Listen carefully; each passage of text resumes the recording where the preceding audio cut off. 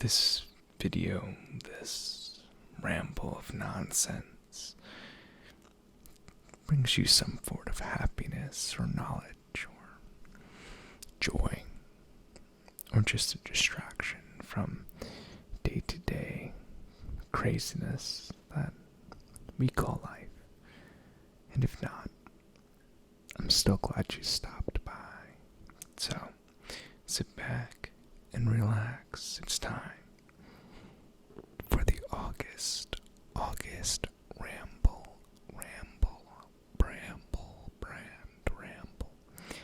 August ramble. Wow. It's the end of August. I think I'm gonna start doing like one of these monthly rambles. Probably already said that during the June one or the May one, which is crazy to think because that was a long time ago now. Like 90 days, 3 months, 2 months. We're basically in September at this point. This video will be up on the 30th, so September's upon us. If you're watching this, you're probably watching this in the future. You're definitely not watching this on the 30th, unless you're a hardcore subscriber who hit that notification bell. Do you like what I did there?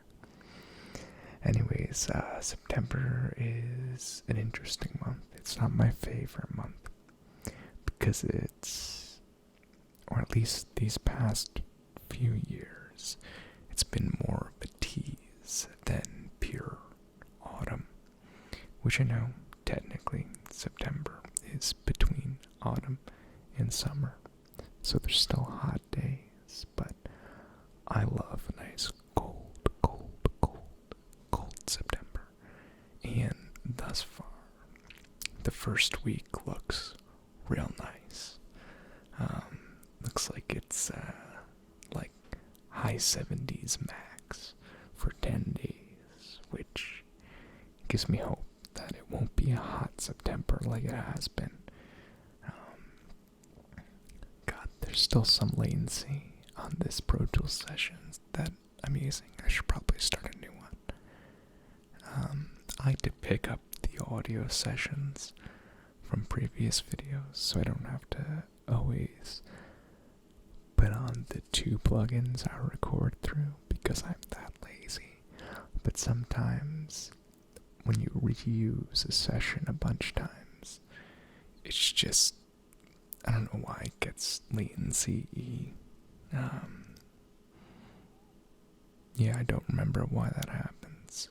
So, the output of the sound through the headphones and the slight amount of real world sound, you heard it right there, from my voice, it's off by like a millisecond, which makes my speech sound very slow. It's like one of those speech jammer apps or something. So if you ever notice that in my videos, because I'm getting some latency on the microphones, I'm okay. Don't be concerned. Anyways, I wanted to talk about some tea that I've been drinking, that I've been getting. It's from this Etsy shop. Well, that's going to be reversed, I'm sure. But it's Little Wood Herbs in Tea. Gonna focus? Not really. And it's Elder Mate. It's a type of yerba mate or yerba mate, however you pronounce it. The funny thing is, I've never liked yerba mate before until I've had this brew, because it has rosemary, peppermint, and cinnamon in it. It basically tastes like fall to me. And I highly recommend going to their website, or I bought this, did I already say this, off their Etsy shop. You should tell them that I told Georgia to stop by because I also bought from them, which I haven't really used too much, some chamomile flowers, which I like to mix with valerian root tea. It makes a great little nighttime tea. Valerian root can be very strong. And chamomiles, well, the valerian root flavor I like. It's rooty, but not in a bad way. Chamomile, when you're using the whole flowers, it's very flowery of a taste, which it's a flower, but it doesn't taste like sleepy time chamomile. I like to mix it with the valerian root tea, and I don't know, it just gives you more of a relaxation to it. The taste is okay, and I haven't really figured out a good ratio yet, because I usually like to double up my percentages of tea, just because I like a strong taste and I like stronger effects. But this eldermaid, I'm telling you, Little Woods Herbs and Teas. If you're watching this is incredible. You got a guy who did not like regular yerba mate to drink yerba mate almost every day. And I like to have that as kind of a mid-afternoon tea, sort of like a 2 o'clock, 3 o'clock pick-me-up. And it's more of a relaxing pick-me-up. I got it as a little sample pack originally when I got the valerian root. And I tried it, and I'm like, well, now I need a lot of it because I'm going to be drinking this a lot. And so I ordered that mainly because I needed an afternoon type of drink, because I drink too much coffee. I usually drink a half a pot or a pot in the morning, and I really shouldn't be drinking more in the afternoon. So I've been trying to switch to different types of teas for the afternoon, and mainly not because I can't handle the caffeine. I am a caffeine fiend. I was back in the day, and it messed up my stomach. It's more so for my GERD, because I gotta take care of myself sometimes, and I forget that. And I went on, like, this sounds so silly, but like a coffee binge. I guess I was coming out of it last week, but the week prior, and then like a little bit, the week before that is when it started. I drank once 7 cups and a large Dunkin', so,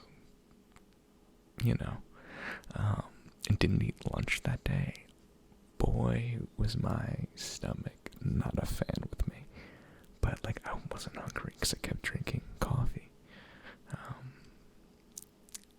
Yeah, that's probably the root of a much deeper psychological problem. Because caffeine is not a substitute for a personality, which is funny to say out loud. But I'm definitely not the only person who's like, oh, you know what, that guy's having a good day. But in reality, if they knew me, it's just because I'm highly caffeinated. Yeah, as you could tell by the coffee jar video, which you guys loved. You know what video you didn't like? The tiny house video. That was my worst performing video ever. well, not ever, but in recent months, probably this year, was the worst performing video. And funnily, because that's definitely a word enough, it was the video I spent the longest on. Like, I actually had to think about how I was going to edit it and how I was going to do the overdubs, I guess you would say. And I would say it probably took like an hour and a half total for filming and editing, just because I don't make videos for a living. So even though I have done professional videos in the past, I forgot how to organize one or plan one, so it took a little longer. Because fun fact, this video you're watching right now will take me 5 minutes to edit. All I usually do is cut out any extremely loud noises and put, I guess, just faders on the front end and back end of the audio, as well as a dip to black in the front and back end of the video. And I'll do slight color collect. You have no idea how speech jammy this latency is. I do very little color correction, so it doesn't take me long. And I just find it really funny. The one that I took the longest time to make just did awful. Though, granted, not really sure what the user base would have been for that video. It's kind of random. It's one of those ones where it was just an idea I wanted to do, but it didn't follow my current analytics. And it's one of those ideas where if I was a big channel, it probably would have done better than my usual stuff, only because it was something different.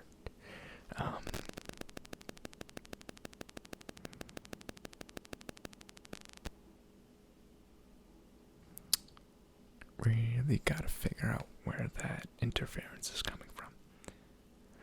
I also should get a video camera, or a video camera, no one calls it that, a camera, or a webcam, that's the word I was looking for, and stop recording on my phone, but creature of habit.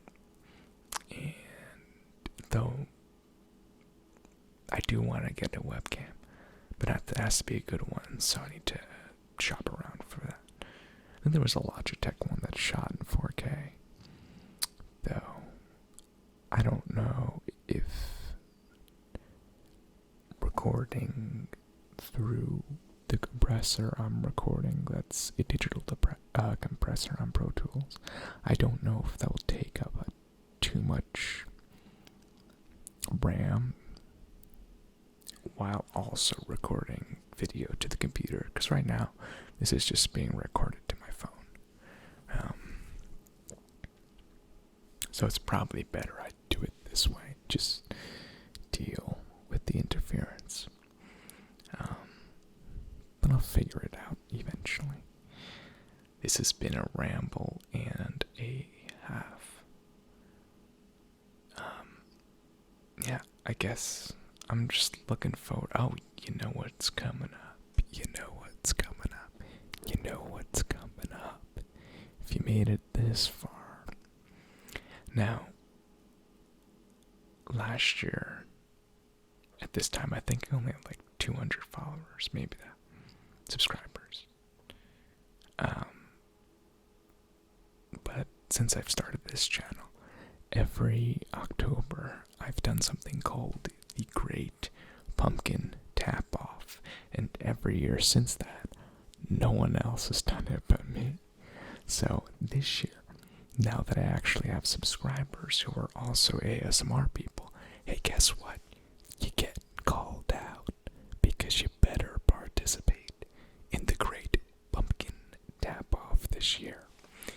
There's no rules. the past years, I've tried to start with one pumpkin and see how many I can get. I think I got up to 4 pumpkins, maybe 5 last year, on screen and tapping. It was a disaster, but a beautiful disaster that no one decided to make a video on. Once we get closer, I'll make the first one. I'm aiming for that last weekend in September, or whenever pumpkins start coming into stores, really. The justification this year for buying that many pumpkins in my small studio isn't very high, but we'll see. I might just try to, there's no criteria. It's really just whose ever video I like the best type of thing. So all of you ASMR creators, get your butts ready for the great pumpkin tap off of 2020. Cause guess what? This year already sucks. Why not tap on some pumpkins to make it better? So I think with that, I'm gonna end this ramble. I will see you guys on the next video. I hope you have a good morrow, a good night, a good next time. I want you to have a good next time. I'll see you on the next video.